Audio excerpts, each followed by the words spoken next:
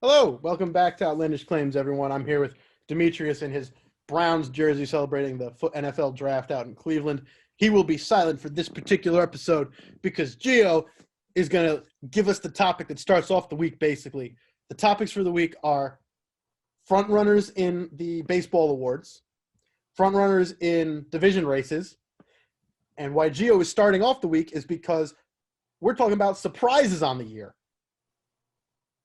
So, Gio, what are the surprises on the year? Because a lot of this is going to leak over, and we want to know what you think the biggest surprises are of everything, not just of teams, but of players, of good ones, of bad ones, of why the Yankees are such utter shit. We want to know it all. So go ahead, buddy. You got this. Oh, I love the intro. I appreciate it as always. I'm going to start with the cap that I'm wearing. The Seattle Mariners somehow are second in the division, and if it wasn't for Oakland winning 13 in a row, 14 in a row, they would be first in the AL West over Houston, over the Angels or Rangers we expected. Why is that happening? Usually most of these Mariners teams have that hot start and then fizzle out like the team they usually are, which is a bunch of bums, but this team's a little bit different. There is consistency throughout the lineup. I know Kyle Lewis is struggling right now at the plate after coming back from an injury that sidelined him for 2 months, but his defense is still top-notch. Mitch Haniger has 6 home runs and 18 RBIs. Kyle Seager has 20 RBIs. And then you got Ty France nearly batting 300. The offense is there. Yusei Kikuchi threw a no-hitter into the 7th inning his last start against Houston. And Taylor Trammell is now playing full-time as well, so it's not like it's a fluke at all. These are a bunch of young, talented guys, minus the, Hanigers and the Seagers and Kikuchis, that are coming together, and they just win games. It's pretty awesome to watch. And then once Kyle Lewis gets going again like the rookie he was, who was the AL Rookie of the Year last season, then this team could be even more dangerous than they currently are. Another has got to be the Kansas City Royals, who are currently sitting at 15-9 as of this recording.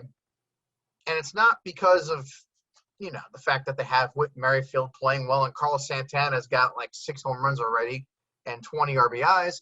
It's more the fact their pitching has been phenomenal to this point, at least most of the starters. I mean, we mentioned Danny Duffy before, Jacob Eunice, Brady Singer's coming into his own, and Jorge Soler's still a source for power. A lot of consistency, and of course their bullpen's been solid ever since those back-to-back World Series. They've rebuilt it. Wade Davis has been okay, but, he still got some arms in the back of the bullpen. But one person I do want to talk about within division, because I've talked about teams so far, and we talked about the Yankees sucking for 4 straight weeks, so I'm pretty much – I don't know if I want to keep on talking about that, but Yermin Mercedes is still batting .415 batting average, 5 home runs, 16 RBIs. Where the hell did this guy come from? His first game. Who's the only guy with a better batting average? Who's the only guy in the entire majors with a better average? No, you're not allowed to look, Gio. You got to tell me right now. I'm not looking. I'm going back to the Zoom page. I'm going to guess who's better than .415 right now? Yeah. Who's batting better than .415? Can I get a hint? Exactly who you'd think it would be.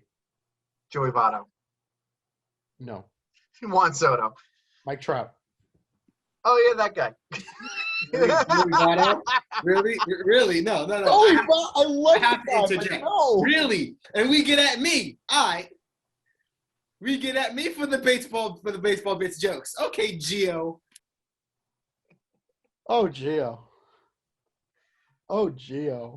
Now that's a surprise. Oh. Continue. I'm so sorry. Oh, I'm basking my stupidity. But you're at Mercedes. I no idea where this guy came from. Has 5 hits in his first game of the season. I think that was a record or something for most hits in the first game of the season.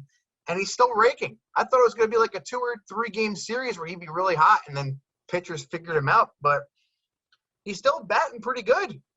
You can't go wrong with these numbers. But definitely somebody to look out for. And then for me, another player that I'm kind of surprised about, or honestly, the whole entire lineup itself, Demetrius, I have to say it, the Mets are they don't hit. They haven't been hitting. Some of these numbers, 367 slugging percentage overall for the Bronx, And then for the Mets, you got Lindor hitting 203. Average last in the runs per game in the whole entire majors. And Jacob deGrom is just the story of Jacob deGrom versus the Mets offense has been a tale as old as time. But it's really bad this year. And after paying Lindor money that the Wilpons never even had in their own entity, and he's struggling right now, it's not a good look.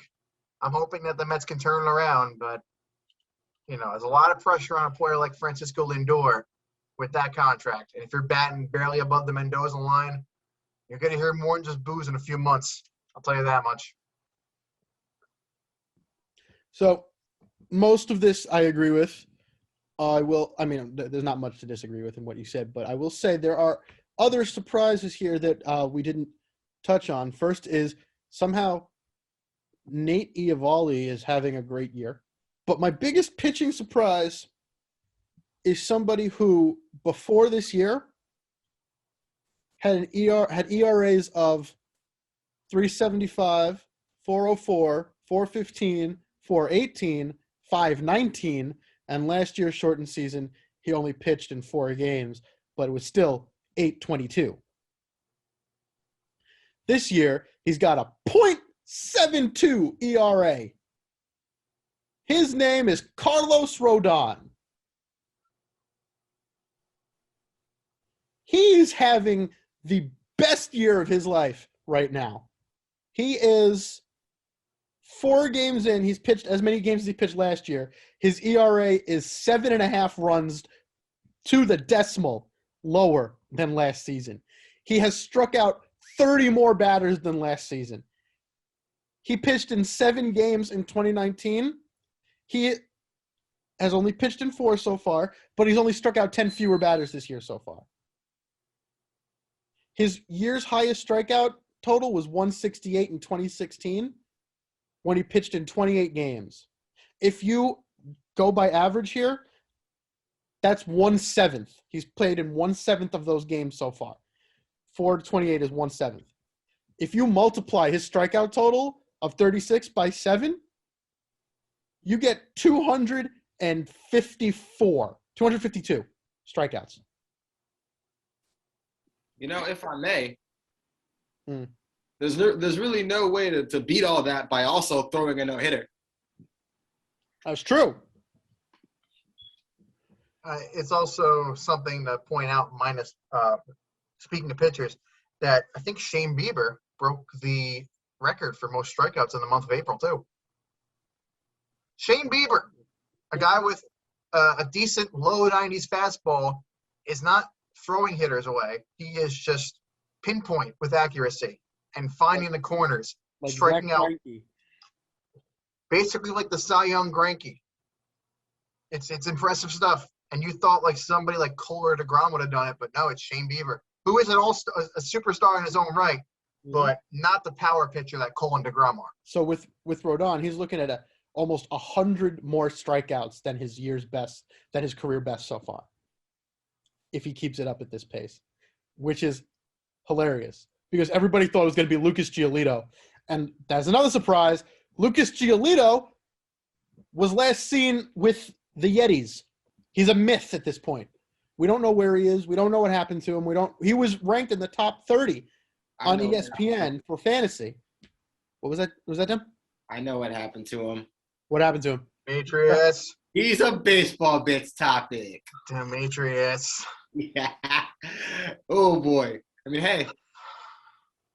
Demetrius, if you gave as much promotion to our show as you give to Baseball Bits on this show, we'd probably have more views and more followers.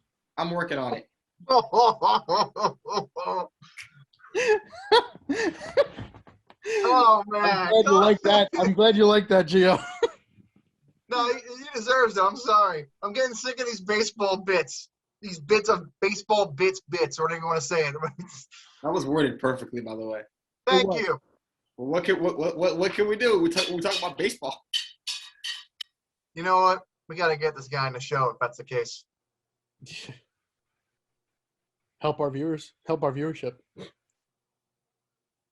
Also, out of nowhere, Cedric Mullins, and Gio, you weren't here. We were talking about how Baltimore is bad, and they basically need Anthony Santander and Ryan Mountcastle to snap out of it, and they can actually not suck because John Means is having a great year.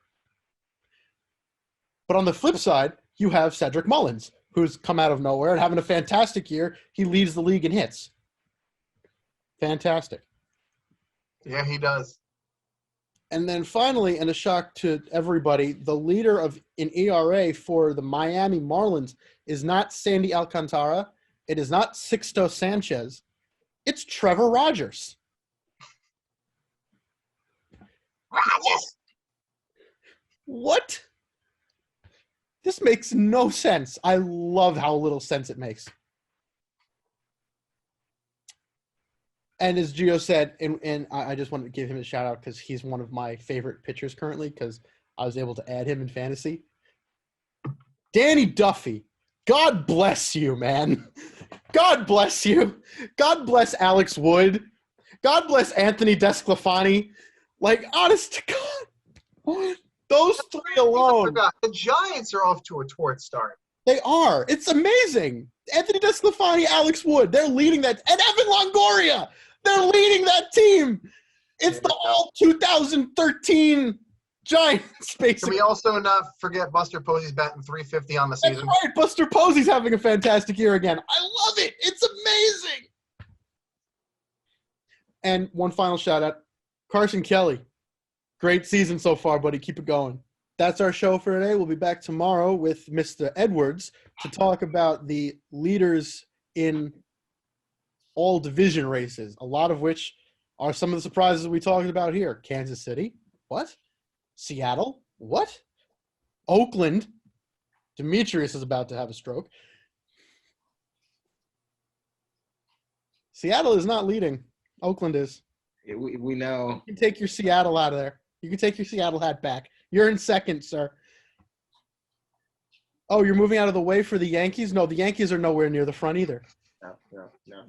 This isn't 20 Oh, the years Yankees suck worse. Sorry. No, the Yankees stink! We'll be back tomorrow with Mr. Edwards to run us through the leaders in each division race. It's going to be a fun time. We'll see you then. I miss Derek Jeter. Sorry, I had to get to that. That was beautiful. That was beautiful. That has to stay. That was hilarious. That has to stay in That was there. great. That was fantastic. That's staying in there for sure. I make myself laugh.